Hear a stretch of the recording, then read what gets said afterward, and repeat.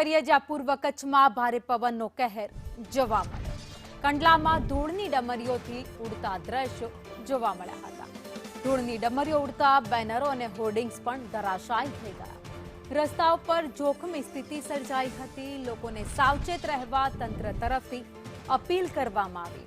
તો આ દ્રશ્યો તમે જોઈ રહ્યા છો જ્યાં જાણે કે કોઈ ધૂળ ઉડાડવામાં આવી રહી હોય એવી રીતના દ્રશ્યો અત્યારે સર્જાયા છે. ભારે પવન ફૂંકાતા ધૂળની ડમરીઓ આ રસ્તા ઉપર અત્યારે કુદરતી રીતે ઉડી રહી છે. જો કે એક તરફથી બીજી તરફ જોઈ પણ ન શકાય એ રીતના દ્રશ્યો અત્યારે કચ્છના રસ્તા ઉપર જોવા મળ્યા.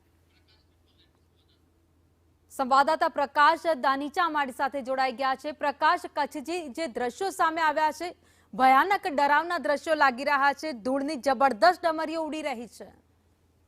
જી ભાવિની માહિતી આપી દઉં. ગાંધીધામ, કંડલા, અંજાર જેવા વિસ્તાર, પૂર્વ કચ્છના જે વિસ્તારો છે તેમાં બપોર બાદ અચાનક જ ભારે પવન અને તોફાની પવન આવ્યું હતું, જેના લીધે રોડ ઉપર હોર્ડિંગ્સ અને જે બેનરો લાગી રહ્યા હતા તે ધરાશયીઓ થયા હતા. અને બીજી જાણ કરવામાં આવે તો કંડલા બાજુ પણ જે એટલી કોલસા અને ધૂળની ડમરી ઉડવાથી કંડલાનું પણ કામકાજ ટૂંક સમય માટે ઠપ કરી દેવામાં આવ્યું હતું. તાત્કાલિક જ તંત્ર દ્વારા સાવચેત રહેવા માટે પણ અપીલ કરવામાં આવી રહી છે. આભાર માહિતી માટે.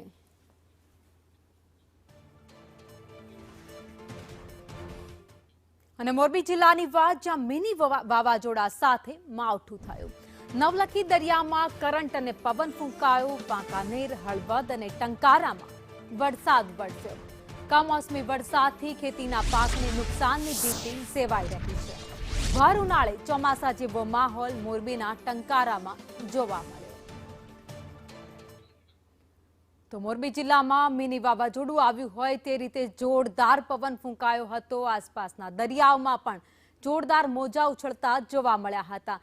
જે દ્રશ્યો સામે આવ્યા છે ચોમાસા દરમિયાન આવા દ્રશ્યો જોવા મળતા હોય છે, પરંતુ અત્યારે જે રીતે ભારે પવન ફૂંકાઈ રહ્યો છે તેના કારણે દરિયો પણ તોફાની બન્યો.